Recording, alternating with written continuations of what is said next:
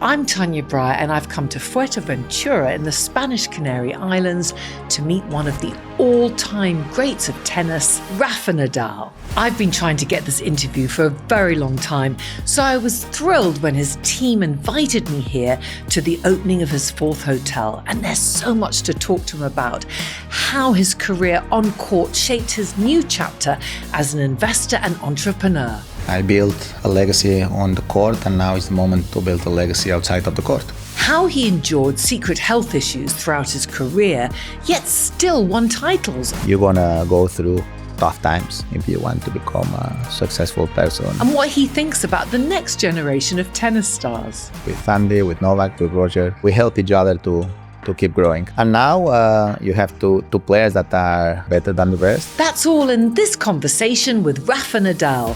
Welcome to CNBC Meets. Rafa, it's wonderful to meet you here. Thank you so much for your time because, of course, we're here in Fuerteventura for the opening of your fourth hotel for your Zell brand. You've spent your life competing for trophies, making history, breaking records. Now you're building businesses. What does this chapter feel like for you? Well, first of all, thanks to you for coming here. It's a new chapter of my life after almost all my life doing same things, right from the moment that that the tennis career, even if I had a very long career, you're going to finish being more or less young. So I was lucky enough to have my family and my team preparing my future, because that's what I wanted. I am not the kind of guy that like to wake up in the morning and don't know what to do.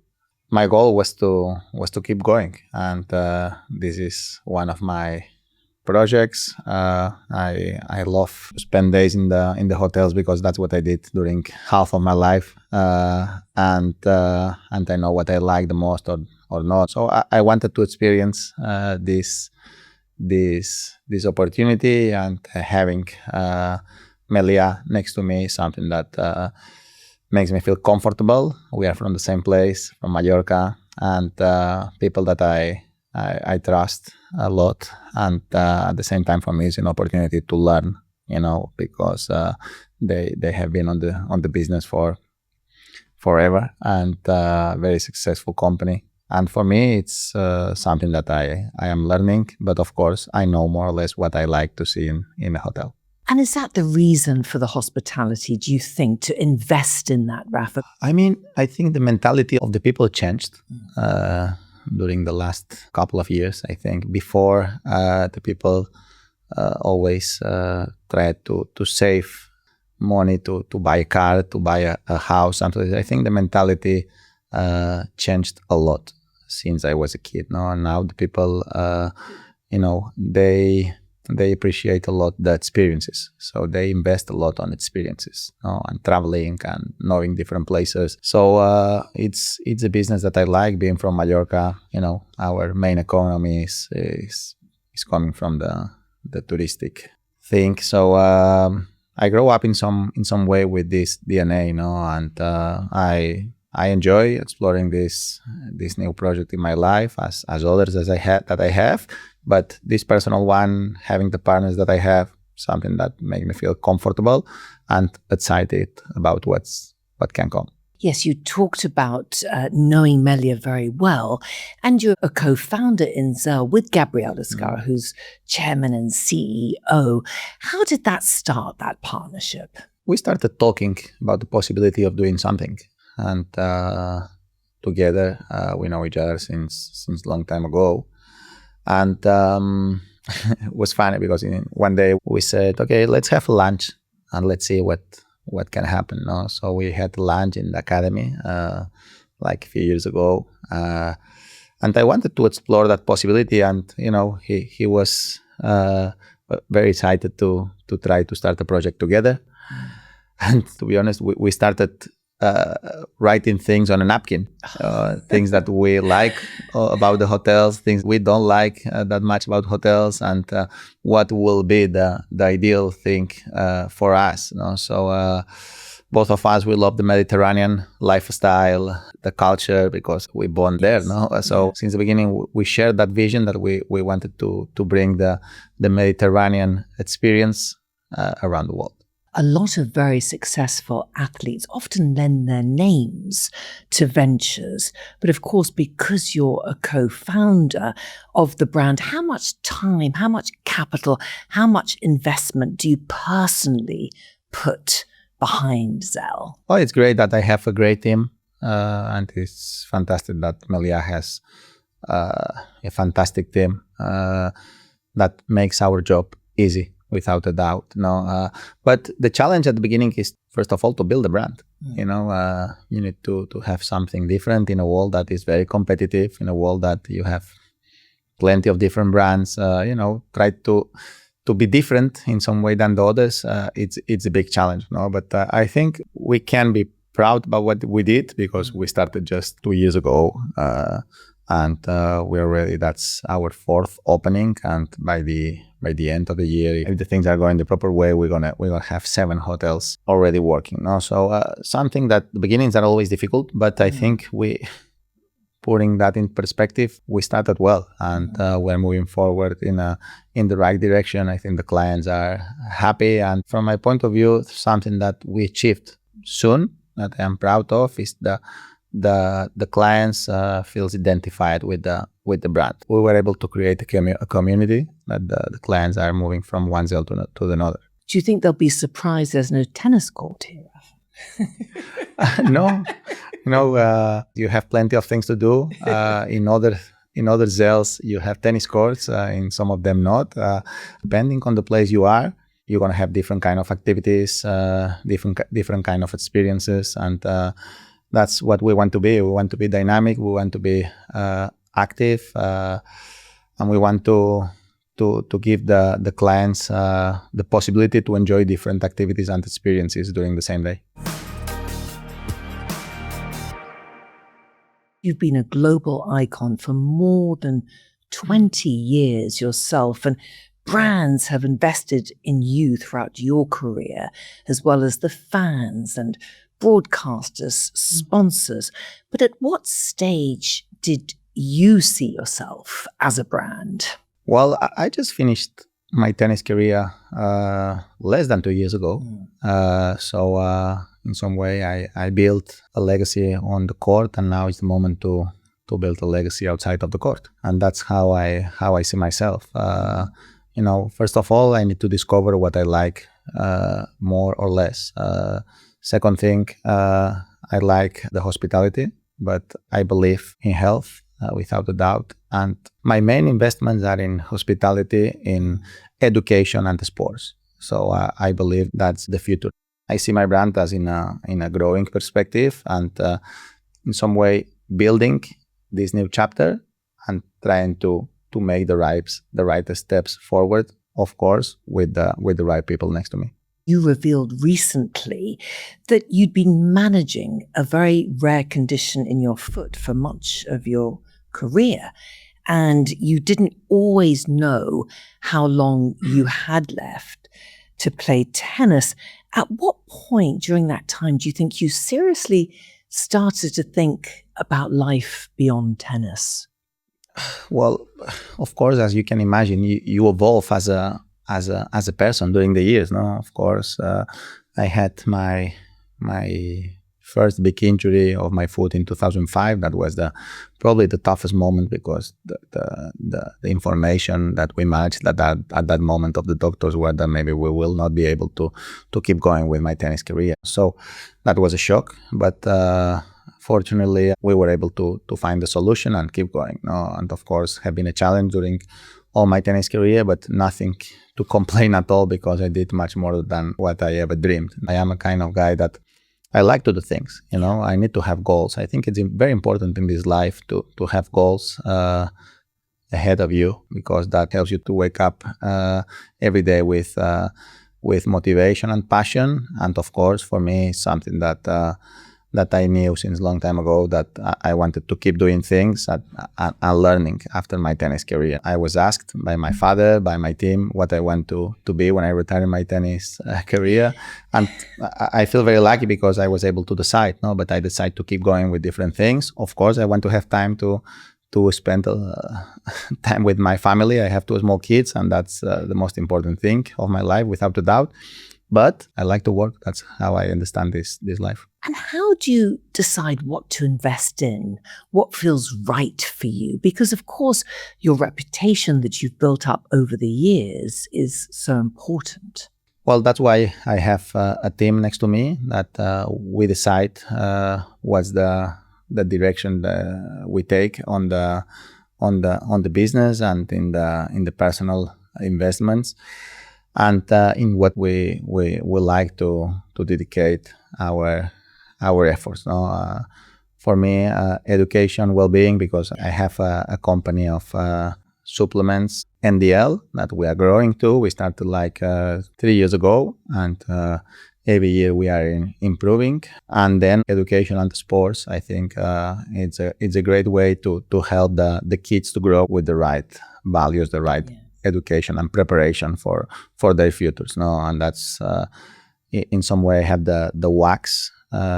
That's the university at my name, WAX Rafa Nadal Sports School. Then I have my tennis academy that we have education and tennis and paddle, different sports. And then my foundation, we work with kids with a risk of social exclusion, that we work with them through sports and education. Now, we believe these 2 tools have the power to create opportunities on those kids that they were predestinated to have a difficult future. Now, and we see the results. We started with these centers 10 years ago, and the results are amazing. So that's encouraged us to keep moving forward on more and more. Your parents, they've been so closely involved with you at every stage, and they're involved in Aspermere, which is your holding company. A lot of families, they don't want to work with each other, but why is it important for you? Not my case. No, I mean, we are from Mallorca. We are a small island. Well, not that small, but and we are from a village now. So our relationship have been always very close and fantastic, to be honest. We see each other every single day. I'm happy working mainly with my father in terms of that. In terms of Aspermere and the rest of the team that my company have. No, but just for example, in the academy we are over 650 workers. Just in Mallorca. So, I mean, we are growing, but we are doing step by step, and always having the base in Spain, in Mallorca. And that's where we like to live, and that's where we like to share time with the people that we love. Do you think you learnt your business acumen from your father? Probably yes. My father was a positive example for me in terms of dedication, hard work. Since I was a kid, I saw my father working very hard, and he was able to build the biggest glass company in all Balearic Islands, starting from zero. No, so for me, his determination and dedication to the work have been a huge inspiration for me in terms of everything else. When I was playing tennis, and of course later now, it's great to have my father working. It's great for me to work with him because I can keep learning a lot. And talking of the academy, it's been reported that you've sold 44.9% to GPF Capital for about 85 million euros. What's the strategy behind this? The strategy is to have a partners that allow us to keep growing. That's the vision that I have. Still having the control of the company, because it's under my name and is a lifetime project for me, very personal. But at the same time, the company have been grown the last couple of years, and we felt that we needed some help to keep growing and to keep expanding around the world. That was the main decision behind that. And we are happy with the partners, being from Spain, a great relationship, and They are very professional and they are helping us to achieve our goals. No? And we are in the process of expanding around the world. And I am very involved on that every day in the academy, in the office, and trying to help in every matter that I can. Do you get involved with some of the coaching sometimes? Is that something you'd like to do? Well, I get involved when somebody of the coaches asks me, "Can you come and see the player and he's having an issue with that? Can you talk to him?"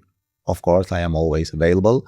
But on the diary basis, I am more on the office. When I have to talk with the kids, I talk. But I am most of the time having meetings and understand the strategy that we need to have to keep growing and to do the things the best way possible to give the kids the best coaches, the best training programs, and the best education in the school. No, so for us, it's about having the best facilities, of course, but at the same time, the best human team. Talking about coaching, it was your uncle Tony that coached you throughout much of your career. And in the recent documentary, he spoke about tough early training sessions and not letting you have water for the first hour so that you'd have to suffer. Well, that was not always, just sometimes, no. But for me, have been an amazing learnings. No, I think because of my uncle. First of all, because of him, I played tennis. And then he had an amazing dedication to me. I can't thank him enough for what he did for me since the beginning of my life. And for me, he was most important person in my tennis career, without any doubt. No, so I am very thankful to him for everything, and I learned a lot with him. We shared a lot, and after everything, he's my uncle. I love him as a family member, but of course, as a coach, probably have been one of the best coaches that I could ever had. And sometimes it's not easy being family, but he was tough, but always in a good way. I always take it in that way. He made me suffer sometimes, but I always understood that was because he wanted the best for me and was in a good way, never in a negative way. Do you think you have to suffer to achieve great success? And what values have you taken to business now? You have to work hard. I think talent it's so important. Without a doubt, it's without talent, it's very difficult to be one of the best. But of course, without hard work and dedication, it's completely impossible. And I learned that from the beginning, from my uncle, from my father, from the team that I had next to me, and be surrounded by great people helps you a lot to grow with the values that you need to be a good person. You're gonna go through tough times if you want to become a successful person. You're gonna go through challenges, and if you say that's suffering, let's say yes, you need to suffer a little bit at least to become better in every single thing. That resilience, how has that helped you within your business now? I think sports is a great platform for prepare you for the future, because you learn to tolerate the frustration. You learn to work as a team. You learn to accept that sometimes you lose. You need to manage the victories, because it doesn't matter if you win, you have to play the next day, or if not the next week. Practicing a sport and growing with the sport values, of course, going to be very helpful for your business or what you're going to dedicate in your future. I think going to be learnings that are going to stay inside you for the rest of your life and going to be very helpful. In this recent Netflix documentary, you revealed more of the reasons behind the decisions for your retirement. How hard was that for you to retire once you finally knew that it was time? It was not tough, to be honest. For me, the toughest part was the process of knowing if I have to retire it or not. Because for me, putting in perspective, I had a hip surgery, so I was waiting because the doctors were confident that maybe I will be able to recover the hip 100%, or maybe not. But they told me that I needed more or less a year to know if that's going to be fine or not. So I was playing and I was exploring every day if the situation was getting better or not.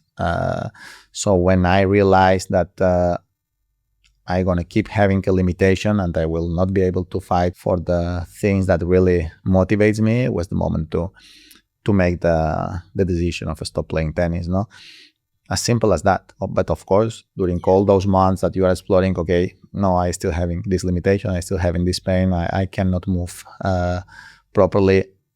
Of course, you need to explore all these things, and of course in advanced age. No, so was not easy, but then when I knew that it's the end, of course, was a change in my life after doing all my life almost the same. But I was prepared for it, and I was prepared to have the next chapter in my life, to be honest.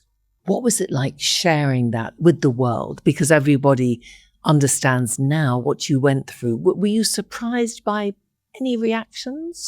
No, I don't know. For me, it was not easy to make the decision of doing that documentary. You know, I refused to doing documentaries of myself during a lot of years. But when finally I made the decision, talking with David Ellison, a person that I trust, and he convinced me that's the right thing to do.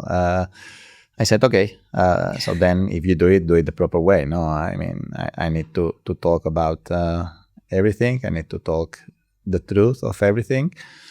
And if you do it the proper way. And that's what we try to do.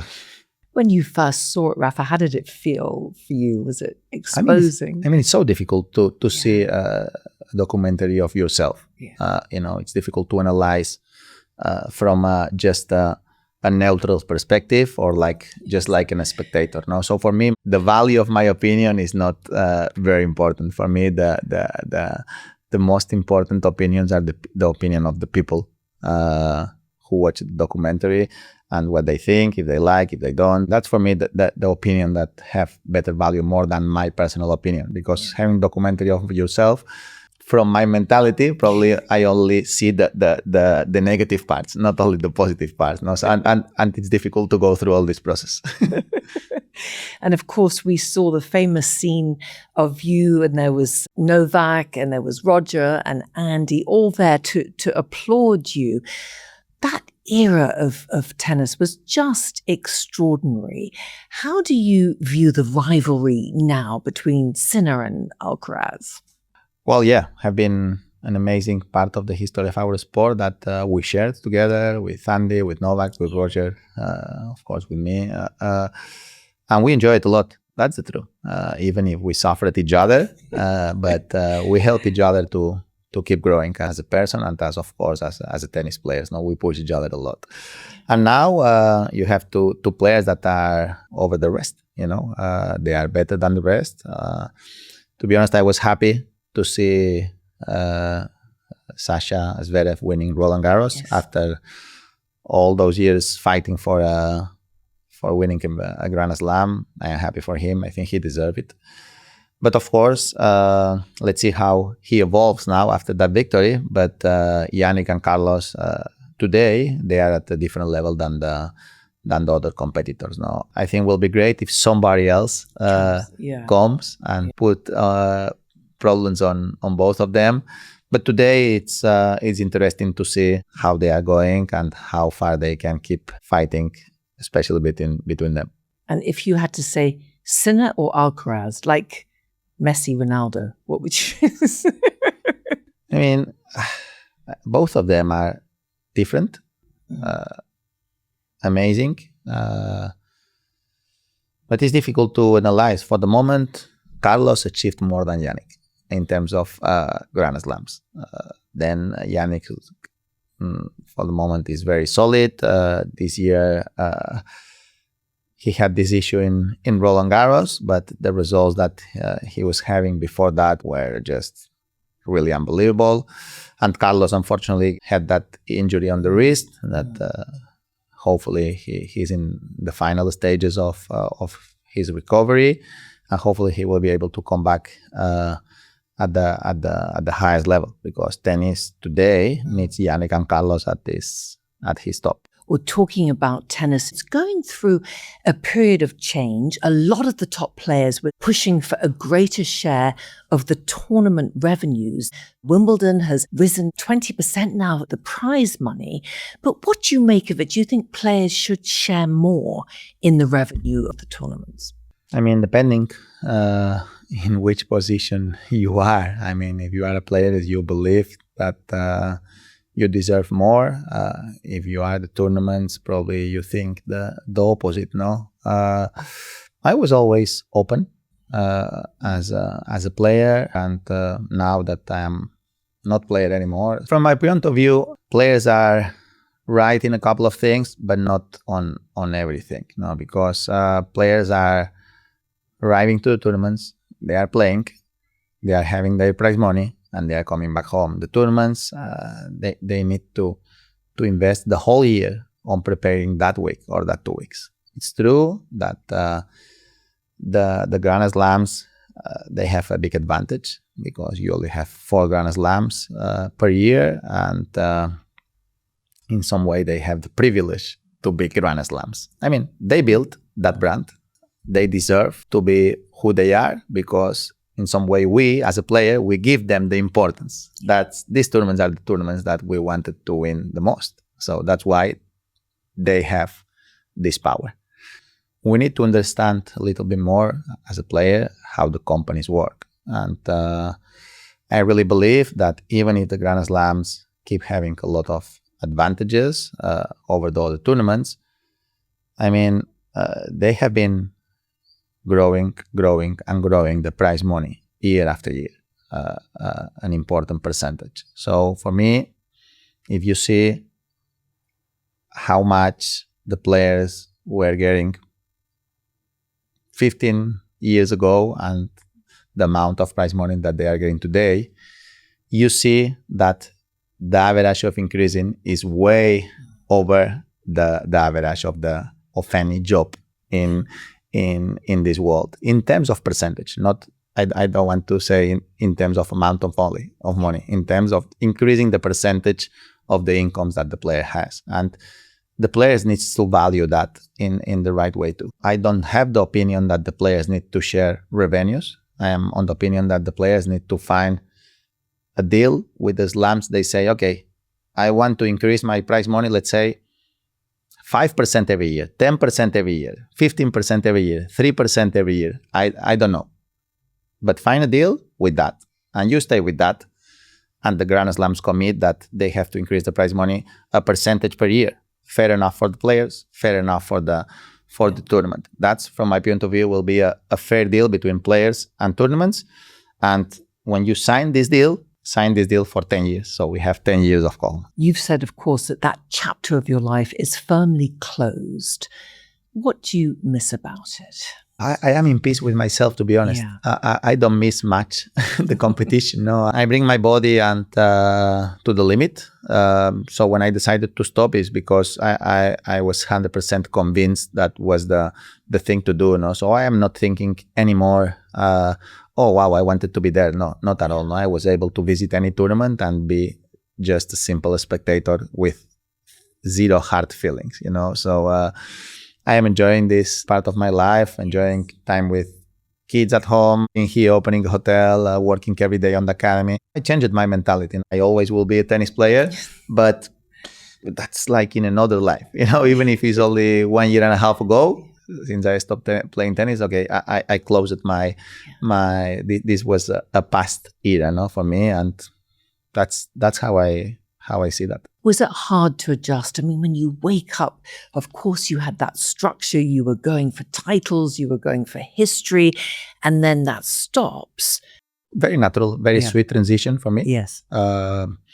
Always you have respect for changes, because every important change in your life is a challenge and you need to adapt to it. But for me, I mean, it was even sweeter than what I expected. No, I always thought that when that moment arrived, I will be happy and good. But it's even better than what I thought. didn't take me time to change my mentality to this new part of my life. And we've seen a video of your young son hitting the ball with power, with skill. No, my son is playing everything: football, golf, tennis, everything. I like, as you see, I am coming from a sports family. I love sports, and I will never push him to try to be professional or try to work hard on any sport, but I will push them to practice a sport because I think it's healthy in an amateur way, healthy and positive for the education. What if he said, "Dad, I want to be like you, a tennis professional"? I will support him 100%. And if he wants to become, I don't know, any other thing, I will support him. I mean, for me, the main thing is that they have to be good people and they need to be happy. I will support in any positive thing that they want to be. You've just celebrated your 40th birthday, Rafa. Your success in tennis was measured by trophies and titles. How do you measure success now in the next chapter of your life? First of all, in happiness. Second thing, in progress. In terms of the things that I am doing, in trying to be the best father possible, first of all, and then try to be a person that my partners can trust, a businessman that is growing, trying to do the things in a positive way, but always with the determination to grow, but with a healthy ambition. Rafa, it's been such a pleasure to talk to you here. Thank you so much. Thank you very much. Pleasure. And thank you for joining me for this episode of CNBC Meets. I'd love to know what you think, so please leave your reviews and comments. And for more, just hit follow or subscribe.